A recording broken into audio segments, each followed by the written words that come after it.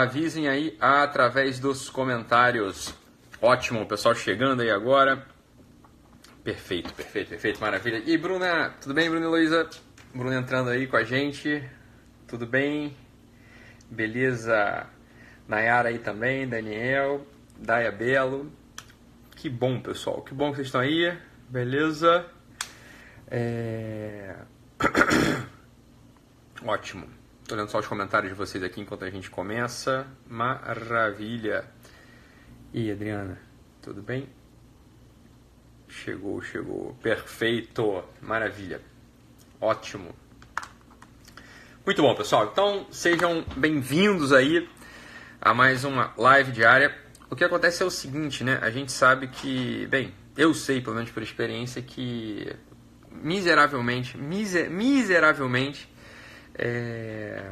nem 10%, sei lá, 5% das pessoas que ouvem as coisas que a gente fala aqui, que eu falo aqui na live, ou que seguem aqui constantemente o nosso projeto aqui, o nosso empreendimento no Instagram, no Facebook, etc., vão colocar as coisas em prática, né? Vão colocar as coisas em prática. Isso é muito comum, é absolutamente comum hoje em dia, né? Quer dizer, a gente vai num curso, a gente vai né, a gente se inscreve no workshop, a gente vai num curso, a gente entra na faculdade, a gente ouve conselho de pai e de mãe, a gente até sabe que tem que mudar, sabe que tem que melhorar, mas a coisa não engrena, né? A gente não consegue botar em prática aquelas coisas que a gente ouve, a gente não consegue mudar, realizar uma mudança que a gente sabia que tinha que realizar.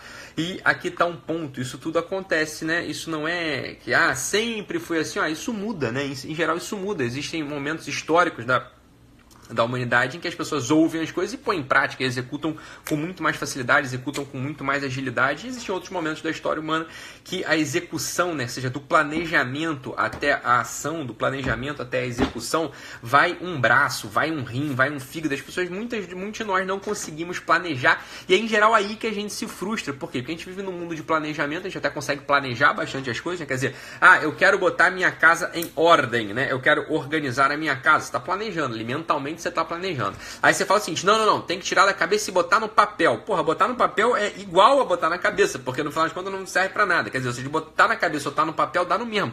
O que tem que acontecer é ir para a realidade, ou seja, é tirar do papel e botar na realidade, tirar da cabeça e botar na realidade, que está o pulo do gato, que está a estratégia, que está o segredo de você conseguir olhar para a tua vida e falar, olha, essa aqui é uma vida que tem substância, que tem sentido, é uma vida aqui que tem um certo peso, é uma vida de realizações, não é verdade? Então, o próprio Fernando Pessoa, lá no seu poema Tabacaria, falou assim, quantos mil gênios se concebem gênios ali na sua própria ideia? Essa é a verdade, você tem 1000 gênios nas suas próprias ideias, nos seus próprios pensamentos. No entanto, quantas dessas ideias vêm à luz, quantas dessas ideias de fato aparecem na realidade, quantas pessoas conseguem executar? A gente sempre escuta alguém falar assim, esse negócio do Uber aí, eu tive essa ideia muito antes desse negócio. Porra, eu tive a ideia de fazer um aplicativo para conectar os carros e os passageiros, né, e os motoristas, e oferecer um serviço. Eu sei, meu filho, você teve a ideia, mas foi a empresa lá que fez, e hoje em dia é uma empresa multibilionária, porque é exatamente esse o valor do pensamento, esse switch, né, esse gap entre o planejamento e a ação é o que tem mais valor no mundo. Essa capacidade de realizar é o que dá valor às coisas. Quer dizer, você ser uma agência criativa só e não conseguir produzir o conteúdo, não conseguir produzir o material de fato que vai ser utilizado, que vai ter substância.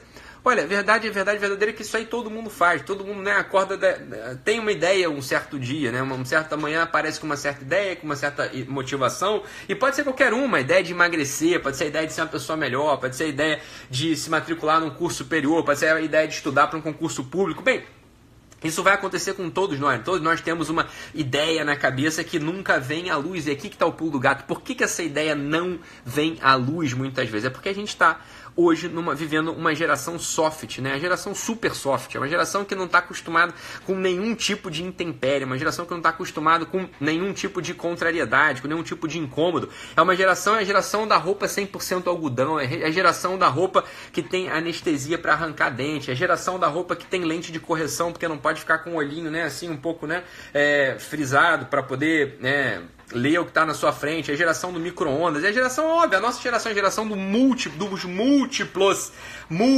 confortos, né? A geração de múltiplos confortos. Bem, essa é a geração que a gente vive, é que a gente nasceu. Isso é onde a gente está instalado, né? Isso é onde a gente está instalado.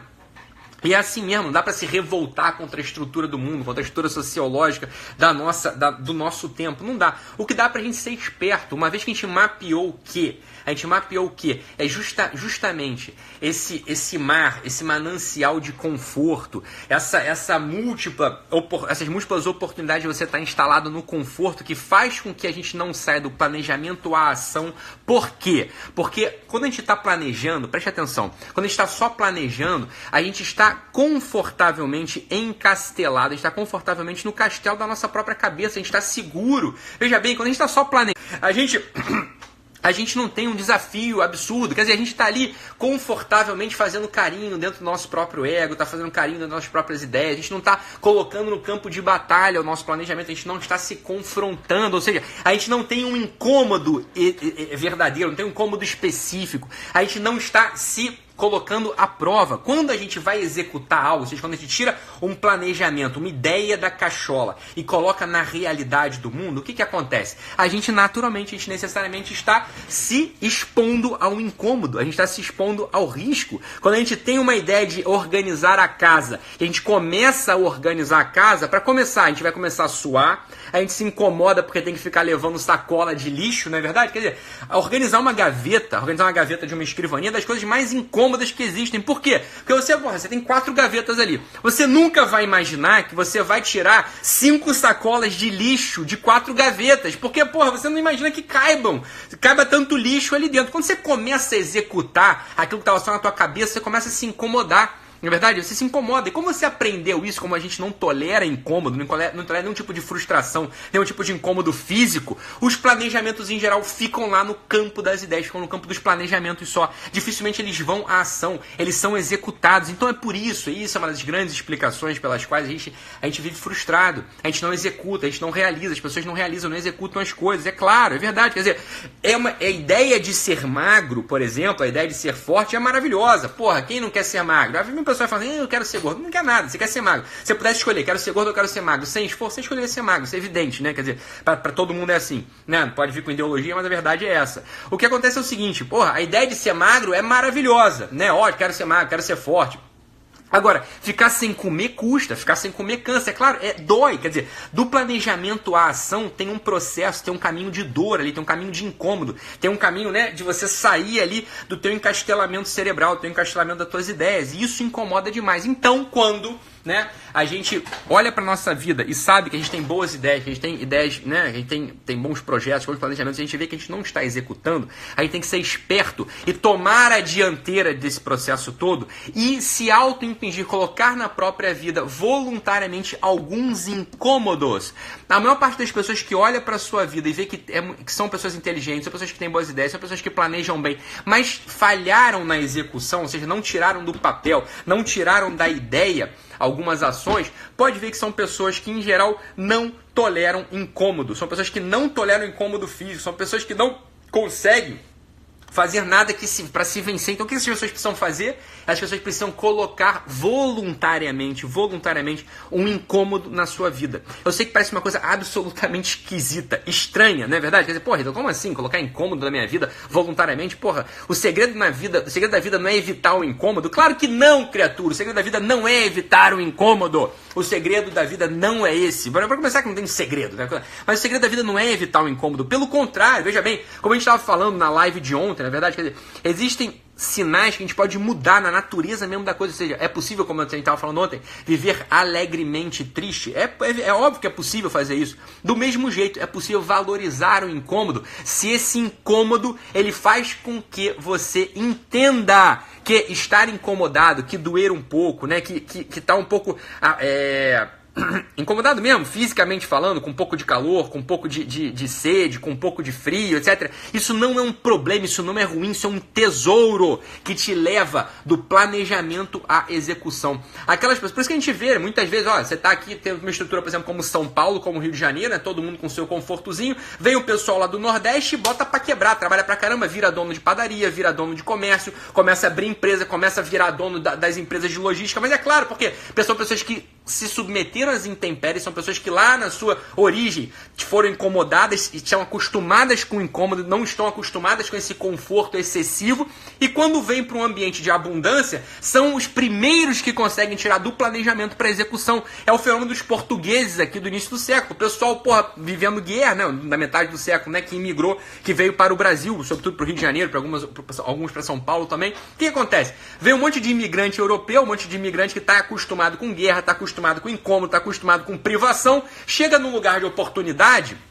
Não é verdade? O que eles conseguem fazer? São os primeiros a conseguir tirar do planejamento para ação, são os primeiros a conseguir executar, pô. Porque é óbvio, eles estão acostumados a esse incômodo, que é um incômodo necessário para que você consiga executar as coisas. Então aqui, olha só, remédio para isso você tem que mapear aí na tua vida 3 ou 4 coisas que você ao longo do dia vai fazer voluntariamente para se incomodar. Por exemplo, café sem açúcar. Ah, então eu sou um barista, eu adoro produzir e tomar café. Pra mim, café tem que ser sem açúcar. Então, porra, pra você não funciona esse exemplo, não é verdade? Agora, se você é um sujeito que só toma o café com 4 colheres de açúcar, você vai olhar pra tua vida e falar, puta, realmente, eu não tô executando nada mesmo, né? Eu só planejo, nunca fiz nada. O problema tá no açúcar do teu café, você tá entendendo? Não tá no açúcar do teu café porque o açúcar lesa o cérebro, não é por isso não. Mas é que você só gosta dessa vida de conforto, você tá entendendo? E executar é igual a sair dessa coisinha gostosinha de planejar na cabeça. Você tem que ter um incômodo ali, você tá entendendo? Você tem que ter um incômodo. Então, como é que a gente faz isso na prática? Na prática, como é que a gente faz isso? Se colocando algumas dessas estratégias de auto-incômodo. Por exemplo, o banho frio de manhã que eu falo sempre. Meu filho, acorda e toma um banho frio. Ítalo, eu não consigo, eu moro no sul. Ítalo, eu não consigo, eu moro na Bielorrússia. Meu filho, vai, porra, ninguém morre por isso não. Vai, toma o teu banho frio aí. Você vai ver que você vai ser um sujeito que vai ser um auto-executor. Você vai começar a executar uma e outra coisa na vida. Você não vai ficar só ali na corrente, né? Quer dizer, sendo conduzido e se lamentando porque você não consegue fazer nada. Se você de fato consegue se colocar alguns incômodos, o que acontece? A tua própria estrutura biográfica, a tua estrutura, ela vai entendendo que o incômodo faz parte da vida e não mata, que o incômodo faz parte da vida e não te paralisa. Pelo contrário, o incômodo faz parte da vida e você continua caminhando, você está entendendo? Quando você adiciona esse elemento, quando você adiciona essa semente, esse grão do incômodo voluntário na tua rotina, no teu dia a dia, a tua performance dispara, a tua performance começa a aumentar. Uma das explicações de por que as pessoas que fazem atividade física, elas em tese conseguem executar mais coisas, estão mais bem dispostas, ok. Uma parte é por causa de todos os neurotransmissores que são disparados. A outra é por causa dessa instalação biográfica. Fazer atividade física é incômodo, é ruim, é incômodo. É óbvio que puxar ferro é ruim, dói, na verdade é desconfortável.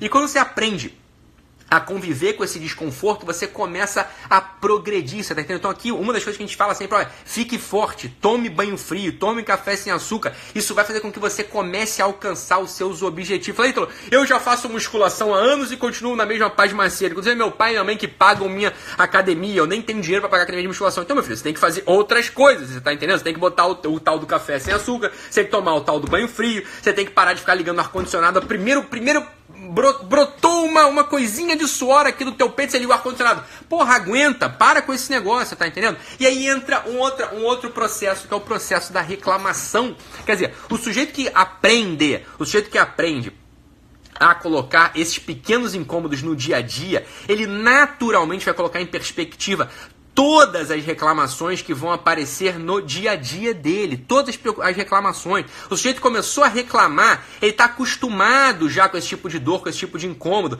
então ele vai botar em perspectiva a reclamação. Ele vai olhar e falar assim, porra, eu tenho motivo para estar reclamando, eu vivo num momento histórico mais maravilhoso, quer dizer, um momento histórico com mais abundância, quer dizer, eu vivo num momento histórico onde só tem facilidade, onde só tem conforto. Eu acho engraçadíssimo quando as pessoas olham para mim e falam assim, porra, 5 filhos? Mas antes era muito mais fácil ter 5 filhos, hoje é difícil. Você tá de sacanagem, pelo amor de Santo Cristo. Nunca na história da humanidade foi tão fácil ter uma penca de filho. Porra, quando você olha pra minha avó, você olha pra minha bisavó, que tiveram 8, 10, 12 filhos, não tinha máquina de lavar, não tinha anestesia, não tinha, porra, luz elétrica, não tinha fralda descartável, não tinha papinha Nestlé, não tinha nada, porra, e ninguém reclamava. Hoje tem tudo, e o pessoal acha difícil ter 2, 3, 4 filhos. Pá, é porque a geração soft, porra, a geração soft, a geração de pessoal que quer tudo de mão beijada. Mamãe, não basta ter anestesia, não basta ter papinha Nestlé, não basta ter fralda descartável. Alguém tem que respirar pela gente, alguém tem que entubar a gente, respirar pela gente, inflar nossos pulmões, que até respirar incomoda, até respirar dói. Porra, geração soft dos infernos, entendeu? Essa falta de incômodo faz com que as pessoas fiquem fraquinhas, reclamandinhas, pedindo ajudinha, que fiquem pedindo ajudinha pro Estado, fiquem pedindo ajudinha pra papai e pra mamãe, pedindo ajudinha pra Deus e o mundo, pedindo ajudinha pra Deus. Esse é outro problema de religioso dos infernos. Não consegue, porra, fica pedindo tudo pra Deus. Uma menina me escreveu, né? Ítalo, eu estranho, né? Eu comecei a fazer as coisas que você falou aqui e eu acho que eu me afastei de Deus. Porra, você não tinha Deus na tua cabeça, você tinha preguiça, você tá entendendo? Quando você pede pra Deus limpar a tua pia, minha filha, o que você tem é preguiça. Quando você pede pra Deus botar dinheiro na tua conta e você não trabalha, o que você tem não é fé, é preguiça, porra. Quando você começa a trabalhar e começa a limpar a louça, quando você começa a trabalhar e começa a ganhar dinheiro, você tá entendendo? Aí você tem que pedir pra Deus aquilo que de fato importa, você tá entendendo? Que você seja bom, que você tenha fé, que seja generoso, né? Não que ele faça ali o que você tem que fazer, mas isso é a coisa mais evidente do mundo. Até a relação com o próprio Deus está corrompida por essa maldição soft do nosso tempo. Quando você começa a acrescentar esses elementos de incômodo voluntário da tua sensibilidade, meu filho, até a tua religião melhora. Você começa até a ter religião, é uma coisa extraordinária. Mas é óbvio, porra, mas é óbvio. Você se instala na realidade da vida. E aí a coisa começa a fluir. Então quando você põe esses elementos de incômodo na tua vida, a tua perspectiva da reclamação muda. Você já não é mais capaz de ficar reclamando. Você começa a adorar a realidade, você começa a amar a realidade. Você não entra nessa espiral de ignorância, de estupidez, de ficar falando que, mas antigamente era muito mais fácil, antigamente era muito melhor, antigamente era muito mais fácil ter religião. Porra, você tá de sacanagem, meu Deus do céu. Antigamente era inferno, porra, não tinha nada. Quer dizer, você via no meio do mato, no meio da floresta, meu filho, pra você lembrar de Deus com cobra te comendo, você tinha que ser um santo. Hoje, esse porra, tá tudo organizado. Você não lembra de Deus com tudo organizado, meu filho? Imagina se te jogam lá naquela situação de intempérie absurda da época medieval. Porra, com pirata vindo de um lado, cobra te mordendo do outro, galho caindo na tua cabeça, telhado despencando no teu filho. Porra, óbvio que você não ia lembrar de Deus, só que você acha que era fácil antigamente, porque você é soft, porque a gente é soft, você tá entendendo? Hoje é muito mais fácil, 1000 vezes mais fácil viver. Basta estar atento, basta botar esses elementos no teu dia a dia, que aí a gente amplifica tudo. Quando você põe esses elementos do incômodo no teu dia a dia, a tua atenção vai direto pro essencial, porque todo o resto está organizado, você tá entendendo? Todo o resto já está organizado. Só precisa hoje, é que nem um cirurgião, aquele cirurgião, né, famoso, importante. Quer dizer, os assistentes vão lá, né, abrem a pele, rompem a caixa torácica, o cara só entra lá no tempo principal, pum, e faz ali, né, e brilha ali. A nossa vida hoje em dia, assim, a gente é cirurgião em tempo principal, a gente só precisa ir no essencial. Só que a gente fica tão disperso com tudo que a gente ficou soft, que a gente começa a achar que antigamente era mais fácil viver. Pelo amor de Deus, compara verdadeiramente a tua vida, meu filho, com a vida, porra, da tua bisavó. Compara a tua vida com a vida do teu bisavô. Porra, compara a tua vida com a vida de alguém que foi pra guerra. Você acha mesmo que você tem motivo? Você pode falar que hoje em dia é mais difícil, meu filho? Pelo amor de Deus, hoje tem papinha Nestlé pra alimentar criança, porra, você não precisa nem cultivar a terra. Alguém já cultivou pra você. Você não precisa nem ganhar dinheiro, já tem Bolsa Família pra te dar dinheiro. Porra, você só precisa fazer o que você tem que fazer, você tá entendendo? Então para de reclamar, tem que botar a reclamação em perspectiva e só se põe a reclamação em perspectiva. A nossa geração soft só põe a reclamação em perspectiva, só põe essa fórmula da derrota em perspectiva se aprende a colocar pequenos incômodos no dia a dia. Aprenda esse negócio. Vamos fazer a partir de hoje, a partir de agora. Você tá entendendo? Tô com suor. Dane-se, continue suado, não ligue o ar-condicionado. Meu Deus do céu, não aguento banho frio. Você é o quê para não aguentar banho frio? Porra, todo mundo aguentou banho frio na história da humanidade. Todo mundo aguentou banho frio na história da humanidade. Tome banho frio, não mata, vai te deixar mais forte, vai te fortalecer. Eu só consigo tomar café com açúcar. Deixa de ser frouxo, você não vence. Você não consegue vencer 2 segundos de incômodo. Então, presta atenção, olha só. Quanto tempo demora pra você tomar um café? Então dar um gole de café demora 2 segundos. Você não é capaz de vencer 2 segundos de incômodo? Porra, óbvio que você não vai vencer na vida. Mas é óbvio que você não vai vencer na vida. É óbvio que vai ficar tudo no campo da ideia, tudo no campo do planejamento. Aprenda, olha só. O incômodo dura 4 segundos, 12 segundos, 20 segundos e passa, até nem passa. Só que a estrutura da tua personalidade começa a ser inflexionada, você começa a ficar forte, você começa a aprender a realizar, você tá entendendo? Você começa a tirar as coisas do papel, você começa a ser gente. Você começa a ser gente. Então essa é a ideia aqui. Vamos virar gente, vamos botar esses pequenos incômodos, vamos botar a reclamação em perspectiva, vamos vencer essa fórmula da derrota. Beleza, pessoal? Então é isso. Fiquem com Deus.